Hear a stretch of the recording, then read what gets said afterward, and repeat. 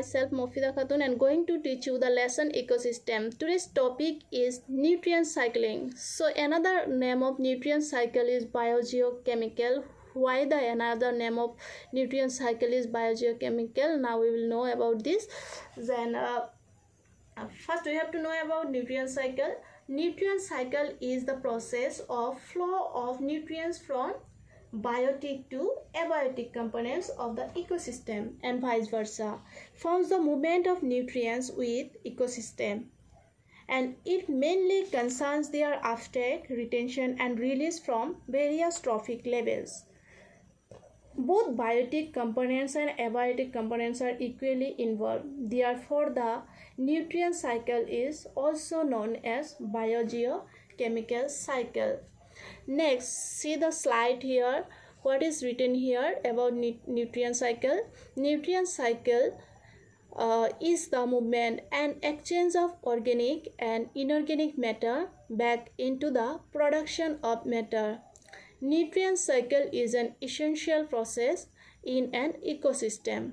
The nutrient cycle explains how the nutrients are used up in the environment, their movement, conversion from one form to another, and the process involved in their conversion or transformation. Nutrient cycles involve both the living components as well as non-living components of the ecosystem. Now we will learn about types of nutrient cycle.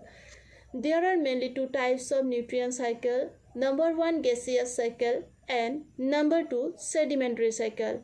Gaseous cycle, example of gaseous cycles are nitrogen cycle, carbon cycle, whereas example of sedimentary cycles are sulfur cycle, phosphate cycle, etc. So now we will learn about reservoir for gaseous and sedimentary cycle. Reservoir of gaseous cycle is atmosphere and reservoir of sedimentary cycle is Earth's crust. So function of reservoir is to meet with the deficit which occurs due to imbalance in the rate of influx and efflux. Next we will learn about phosphorus recycling. Before knowing the phosphorus recycling, we need to know about importance of phosphorus. What is the importance of phosphorus? See here, phosphorus is an inorganic component of nucleic acids, phospholipids, ATP, bones and teeth. It takes part in metabolic reactions involved in release of energy from food and utilization of this energy in various functions of the body. Next, what are the sources of phosphorus?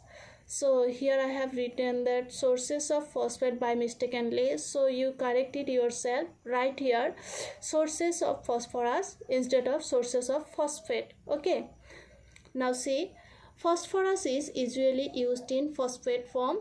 It is in this form that it is found in nature in soil as rock phosphate in combination with calcium, iron and aluminium.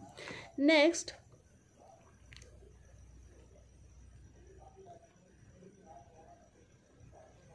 see, this is the picture of phosphorus cycle. I will discuss about this cycle now. So you can call it model of phosphorus cycling also.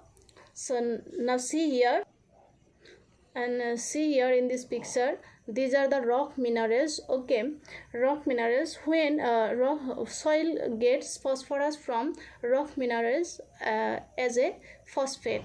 So when rocks are weathered, minute amount of this phosphate dissolve in soil solution, and then these phosphorus are absorbed by whom? Absorbed by producer. Producers mean plant, absorbed with the help of their roots, and then herbivores and other animals obtain these herbivores and other animals means consumer obtain these elements from plants.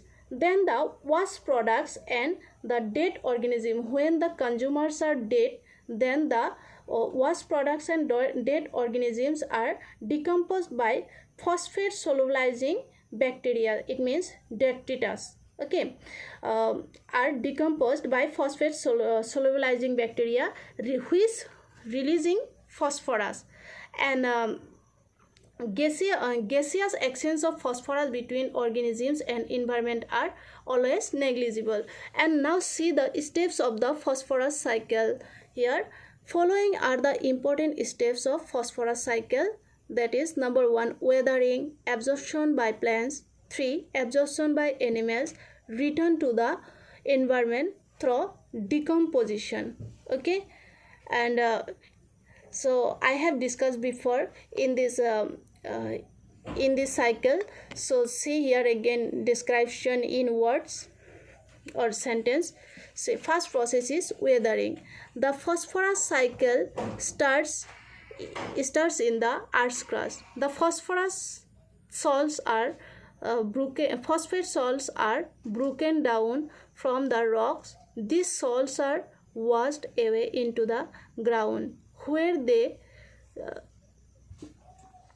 mixed in the soil. Next process is absorption by plants, okay. How plants absorb the phosphorus from soil? See here, the phosphate salt dissolved in water are absorbed by the plants. However, the amount of phosphorus present in the soil is very less. That is why the farmers apply phosphate fertilizers on agricultural land.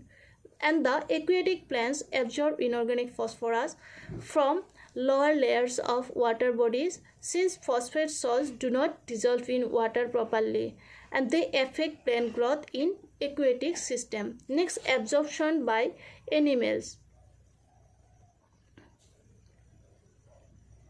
See, the animals absorb phosphorus from the plants or by consuming plant-eating animals. So the rate of the phosphorus cycle is faster in plants and animals when compared to the rocks. Next, it return back to the ecosystem, okay, or environment, not to the atmosphere. When the plants and animals die, they are decomposed by microorganisms. During this process, the organic form of phosphorus is converted into the inorganic form, which is recycled to soil and water. Soil and water will end up in sediments and rocks, which will again release phosphorus by weathering. Thus, the phosphorus cycle starts over.